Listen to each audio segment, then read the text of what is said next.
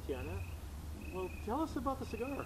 Well, the cigar started because my father one day at lunch, right after church on Sunday, put a cigar in front of me. He had a cigar in his hand and told my mother, "We are going to smoke cigars." There were three of us at the table since I'm an only child. And my mother looked at him and said, "You know I don't allow any smoking in the house." And my papa said, "Well, I'm paying for Mount Holyoke College. And as an immigrant, let me tell you, that was expensive, even in the 60s. And he said, "My daughter promised that she would do anything I asked. And you, Mary, said that the majority in America rules. 2 out of 3 is the majority. So my daughter and I are going to be smoking cigars." I must tell you, I never even smoked a cigarette, and I had a big fat cigar in front of me. I looked at my papa and he said, "Well, if you don't dare do this in front of your mother." He thought that, of course, he would imply that I smoked cigars with him all the time. He told my mother, he told me, "I won't pay your next semester bill." And you know how that frightened me. So I picked up this cigar and I started smoking. I have been hooked on cigars ever since. And there are beautiful stories associated with it. Because when I lived in Geneva, there was Davidoff's, a very famous cigar store in Geneva in the 60s, 70s, I believe even the 80s. And Davidoff, I came one day when I was a student, and I said, "I'm getting a box of cigars for a friend."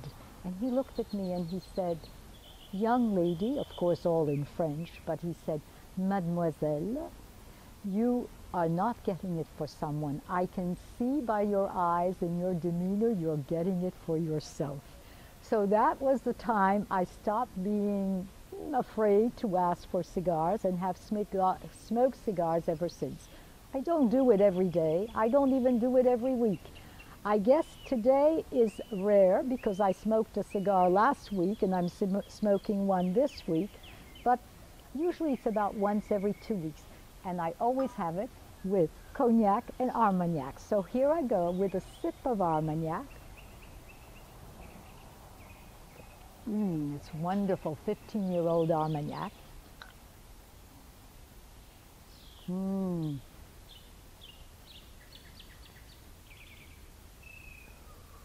Wonderful. My cigar smoking has accompanied me wherever I've gone to, graduate school, the United Nations, in Geneva, in New York, in Bangkok, in Cambodia, in Ethiopia, in South Africa, in Mozambique, everywhere. And everybody knows I smoke. I have never hidden it. And so, dear readers, I don't want you to think I don't smoke. I have smoked all the time. And you will get a treat of this, a great treat of the smoking, in my upcoming novel, which is not yet published, which is called A Question of Seduction. That is where the smoking really comes in. I have not put it in my college version because before they cut the ivy, I left it out, I think on purpose, because my heroines, my lady heroes, don't smoke. So at least 2 of them don't. So I didn't put it there. But for the rest, I do it. Now. Yeah, I was going to ask you about the leopard coat. And here is the other thing that's something I'm actually proud of. My leopard coat. It's real. It's not fake. It has my initials. It has made in Italy. It has somewhere Giancarlo Ripa, a great Italian designer who designed it. And the story is very touching. So when I was in Cameroon, one day I had a bell ring on the door of my apartment. I went to the door and there stood 2 of my experts. They were television experts, and I won't tell you which country because they're young enough to be still alive and I wouldn't want it to get back to them. But anyway, they had a big bag with them and they said, can we come in? I said, of course you can come in. You're my experts. And they opened the bag, and there were, I must tell you, rather stinking skins, leopard skins. And they said, this is for you. And I said, what?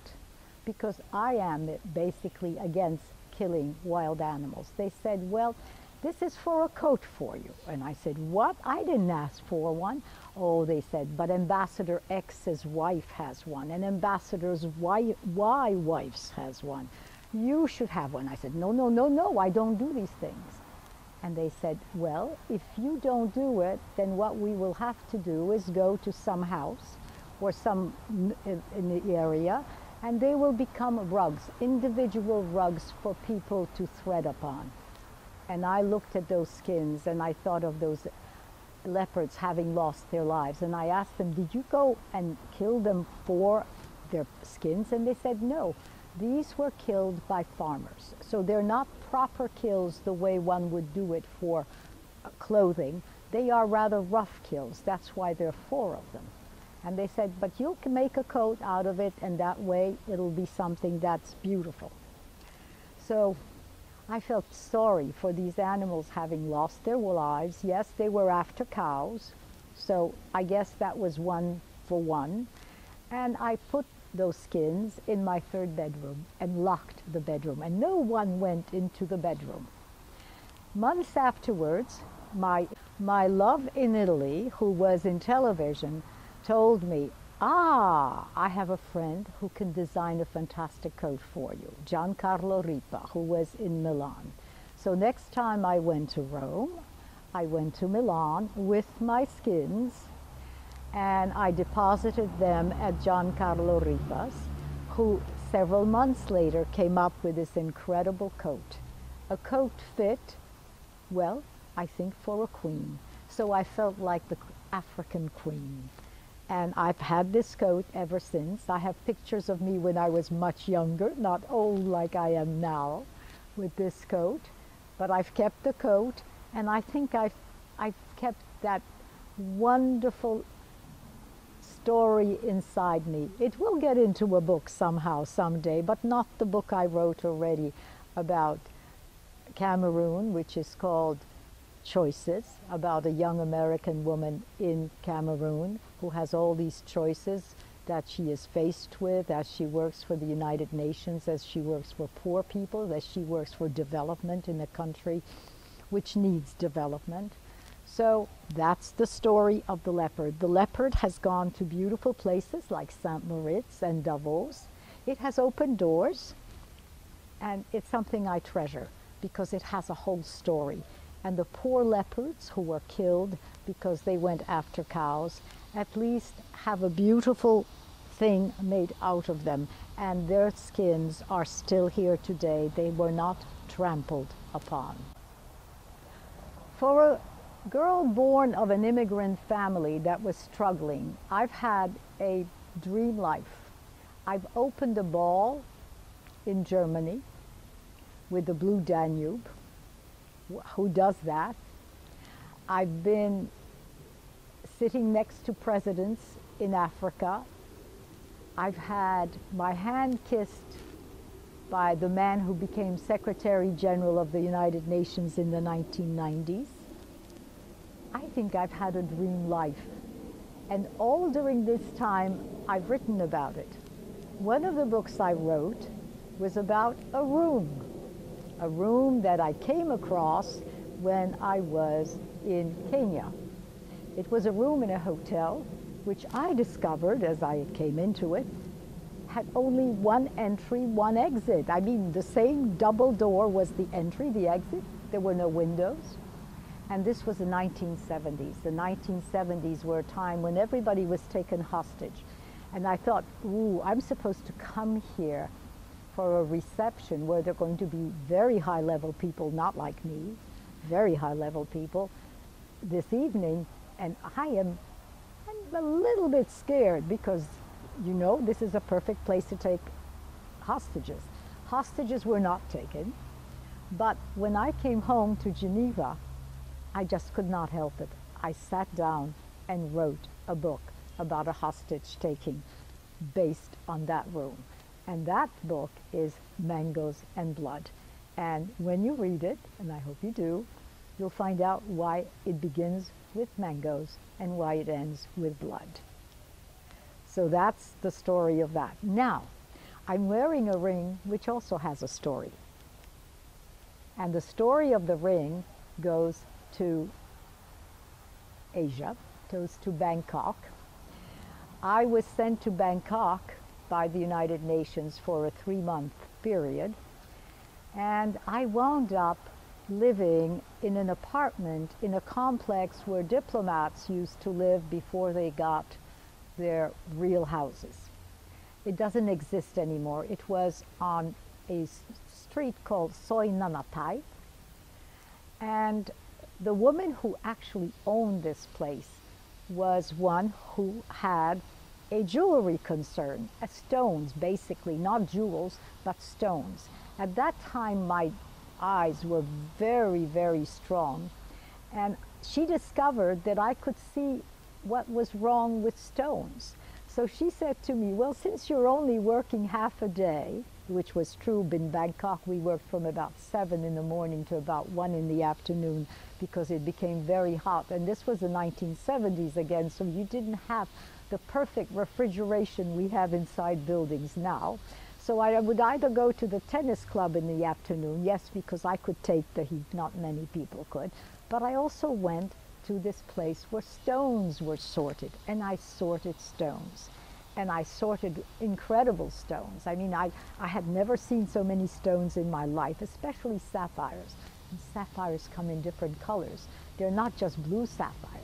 There are pink sapphires, there are red sapphires, there are green sapphires, there are yellow sapphires, there are cognac-colored sapphires. And as I did this, this was for fun. I was asked when I was leaving, will you pick a stone? And I picked the stone that you see me wearing. And I then had somebody else do a ring for me, but I designed the ring. So this is what you have from another story, from another mission for the United Nations, and something unusual that one does on the side, not for pay, but because you enjoy it and because you have at that time good eyes. I couldn't do it today because I can't see very well. Well, that's normal with age. So these are some of the stories that have made it impossible for me not to write books, because my whole life is made up of one story after another, which I have changed and I have brought to you as books. Of course, it starts with my book on college, because I went to Mount Holyoke College in the 1960s. It was very rare at that time for immigrants such as I to go to a great Ivy League school for women, because at that time the Ivy League didn't accept women. But we had the 7 sisters, and I went to Mount Holyoke, which, by the way, is the oldest women's college in the world. Started in, now I might make a mistake, was it 1834 or 1837? But anyway, it's the oldest one. And so I wrote about it after I left, and I just published it, because you know what? It's better to publish after years and years, because people whom you portray rather vividly and which are based on real people are no longer there, and you avoid, of course, portraying anybody who might be alive. And so it's much better to come out 50 years after the fact, when anybody who was portrayed realistically is no longer there. And in fact, there are only 2 people in it who are portrayed realistically. One who was a dear friend, a friend for all of us, and passed away very early, and the other was a house mother, who was a very unusual house mother. So that is the story for Mount Holyoke. I have other books. I have books that are coming up. One is a sci-fi book. I've just put it on the computer. I have to edit it again and again. That one was a short sci-fi book written in the 1980s. And it includes a kind of, let's say, a taking over by a group or by people from other worlds, not human beings, but beings who can show themselves as us. But I also have another sci-fi book that I wrote in the 90s, which is about a pandemic. But I'm not going to bring that out now. I'm not even going to edit it now. I'll edit it after our present pandemic is over. I talked so much I let my cigar out, and I hate that because the taste is not the same after you let it out and you relight it. So you're going to allow me to puff from time to time.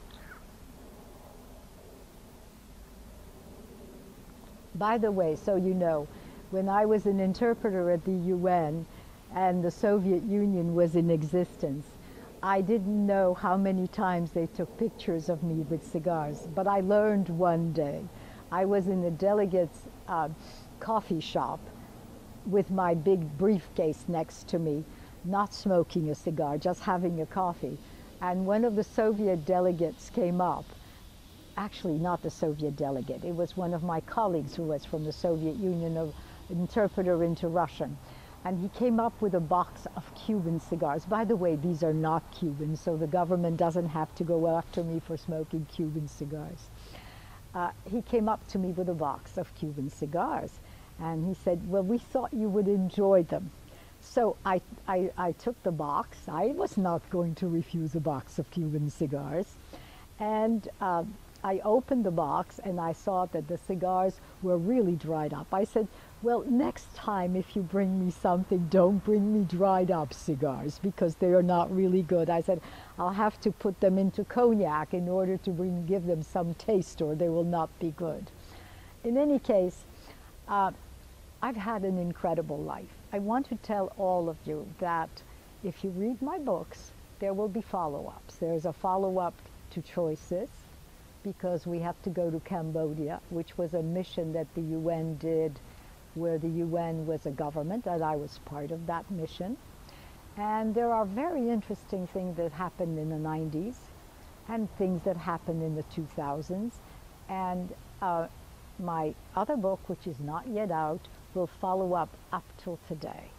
So I hope you read my books, but if you don't, well, I guess you're not interested in the stories of people who really live unusual lives. I've always considered I've lived an incredibly unusual life, probably from the time almost I was born. So anyway, until we meet again, and I will give you a follow-up, another interesting story from my real life.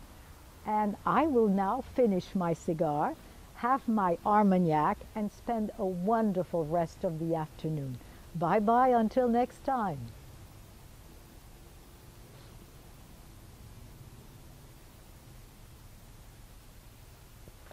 Mm.